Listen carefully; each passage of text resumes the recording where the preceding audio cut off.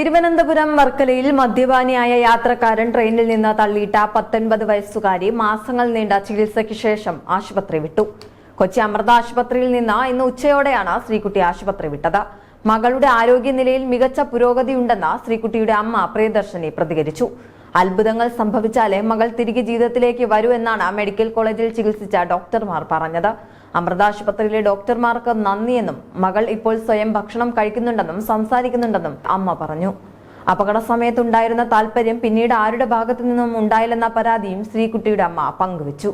സർക്കാരിൽ നിന്ന് പോലും പിന്നീട് ഒരു അന്വേഷണവും ഉണ്ടായില്ല. അമൃത ആശുപത്രിയിൽ പൂർണ്ണമായും സൗജന്യ ചികിത്സയാണ് ലഭ്യമായതെന്നും കുടുംബം കൂട്ടിച്ചേർത്തു. ട്രെയിൻ യാത്രക്കിടെ സുരേഷ് കുമാർ എന്ന പ്രതി പെൺകുട്ടിയെ ചവിട്ടെ പുറത്തേക്കിടുകയായിരുന്നു.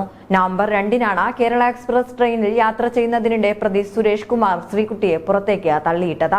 പുകവലിക്കുന്നത് ചോദ്യം ചെയ്തതിന്റെ പേരിലാണ് ജനറൽ കമ്പാർട്ട്മെന്റിന്റെ വാതിലിലിരുന്ന ശ്രീകുട്ടിയെ പ്രതി ട്രെയിനിൽ നിന്ന് ചവിട്ടി വീഴ്ത്തുന്നത്.